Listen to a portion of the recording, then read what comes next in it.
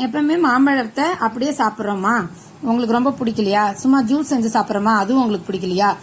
எப்பவுமே மாம்பழம் சாப்பிட்றது, மாம்பழ ஜூஸ் சாப்பிட்றது நமக்கு பிடிக்காம போர் அடிச்சிட்டு இருக்கா?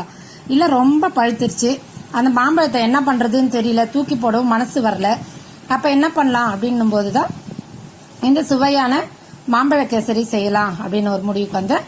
இந்த சுவையான மாம்பழ கேசரி எப்படி செய்யலான்றத வாங்க வீடியோவில் பார்க்கலாம். ரொம்ப எளிமையாக இருக்குது, ஆனால் மாம்பழ டேஸ்ட் கடைசி வரைக்கும் கிடைச்சிட்டே இருக்கு. வாங்க வீடியோவில் போய் மாம்பழ கேசரி செய்யறத பார்க்கலாம். Welcome to Isaac creations.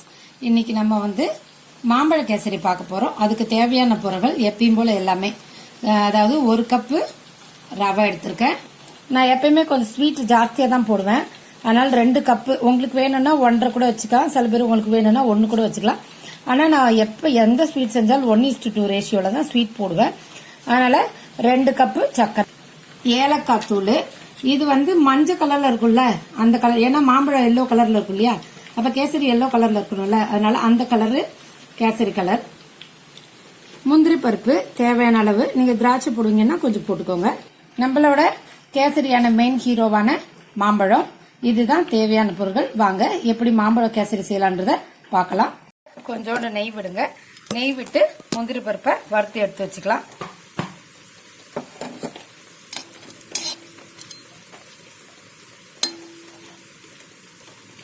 பாருங்க, முந்திரி பருப்பு நல்லா செவந்துருச்சு.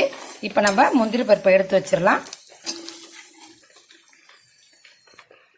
முந்திரி பருப்பு எடுத்து வச்சிட்டோம். இதை விட போட்டோம்னா ரொம்ப கருகிடும், இதோட எடுத்து வச்சது போதும். இப்போ நம்ம முந்திரி பருப்புக்காக 1 ஸ்பூன் நெய் விட்டோம் இல்லையா, அதில் நல்லா ரவையை போட்டு நல்லா வறுத்துக்கலாம்.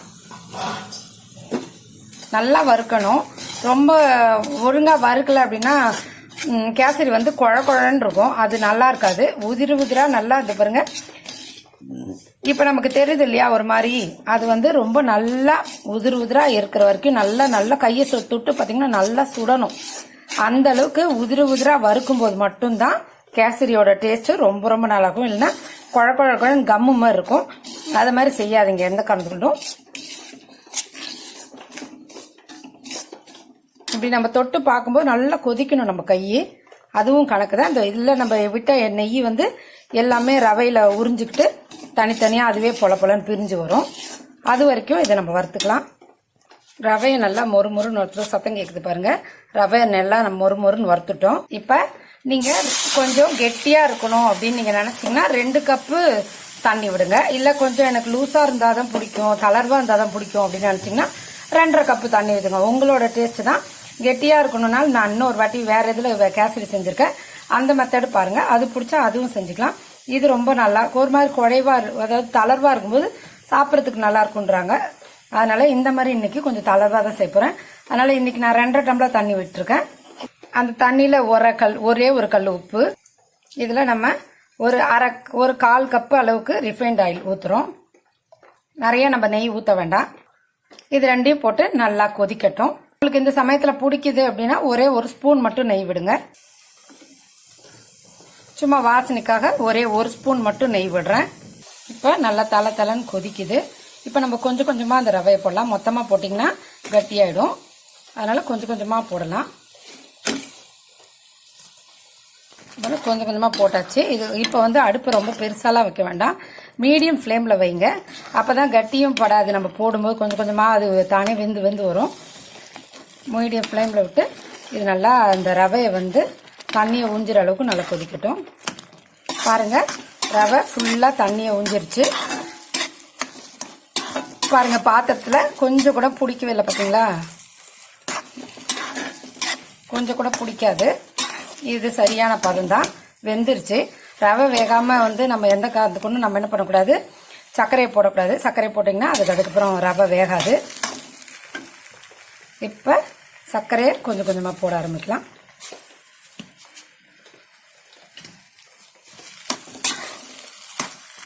நம்ம தண்ணியில் ரவையை போடும்போது கட்டி போடுறதை காட்டிலும் இப்போ சர்க்கரையில் வந்து ரவையை போடும்போது தான் நல்லா நிறையா கட்டி போடும். அது கொஞ்சம் கொஞ்சமாக பார்த்து போடும்போது தான் நமக்கு சரியாக வரும். பாருங்கள், கட்டி பாட தான் செய்யும். அதை பார்த்து நம்ம கொஞ்சம் கொஞ்சமாக போடும்போது அது வராது.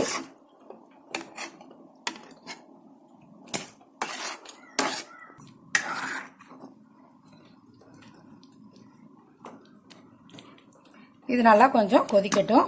இப்போ நம்ம எடுத்து வச்சிருக்க ஏலக்காய் பொடி. ஏலக்காய் எப்பயுமே நம்ம ஒன்றுனா நறுக்கிட்டு இருக்க முடியாது.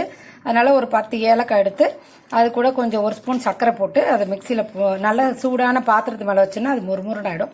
அதுக்கப்புறம் மிக்சியில் போட்டு பொடிச்சு ஒரு டப்பாவில் போட்டு வச்சுட்டோன்னா நம்ம எப்போ வேணும்னாலும் எடுத்துக்கலாம். இது எல்லோ கலர், கேசரி கலர், இது ரெண்டையும் போடலாம். இதில் ஏன்னா நார்மல் கேசரி கலர்னால் நம்ம நல்லா ஆரஞ்சு கலர் போடும் இல்லையா, இப்போ மாம்பழ கேசரின்றனால எல்லோ கலர் போட்டுக்கிறோம்.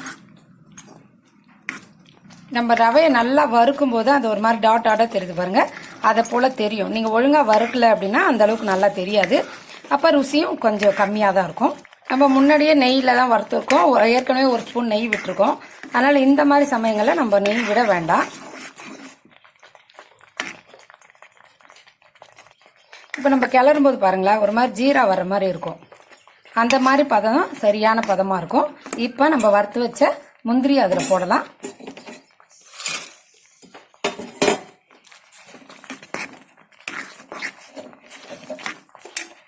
அதோட நம்ம மாம்பழத்தை போடலாம். இப்போ மாம்பழத்தை நான் அரைச்சி தோல் எடுத்துட்டு அரைச்சி வச்சிருக்கேன், அதை இப்போ நம்ம போட்டுட்டோம்.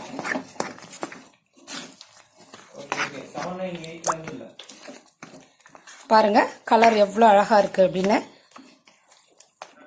இப்போ ஒரு ஸ்பூன் நெய் விடலாம்.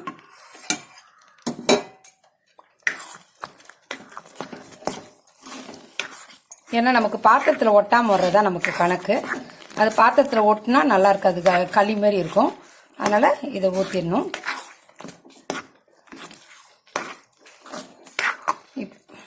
இப்போ ஆல்மோஸ்ட் ரெடி ஆயிடுச்சு. இப்போ நம்ம அடுப்பு ஆஃப் பண்ணிட்டு கொஞ்சம் நெய் விடணும். அப்படியே மாம்பழ வாசனையோட கேசரி அவ்வளோ அருமையாக இருக்கும். நம்ம நெய் வச்சிருந்த பாத்திரத்தில் இருக்கு இல்லையா, கொஞ்சம் நெய் ஒட்டிட்டு இருக்கு பாருங்க, அந்த இதை வச்சு எடுத்தோன்னா டக்குன்னு வெளியில் எல்லா நெய்யும் வந்துடும், வேஸ்ட்டாக பாத்திரத்தில் போகாது. சூப்பரான இந்த மாம்பழ கேசரி உங்களுக்கு பிடிச்சிருந்தா லைக் பண்ணுங்க, ஷேர் பண்ணுங்க, சப்ஸ்கிரைப் பண்ணுங்க. நன்றி, வணக்கம். மிகவும் ருசியான மாம்பழ கேசரி எப்படி செய்யலான்றத வீடியோவில் பார்த்தோம். இந்த வீடியோ பிடிச்சிருந்தா லைக் பண்ணுங்க, ஷேர் பண்ணுங்க, சப்ஸ்கிரைப் பண்ணுங்க. நன்றி, வணக்கம்.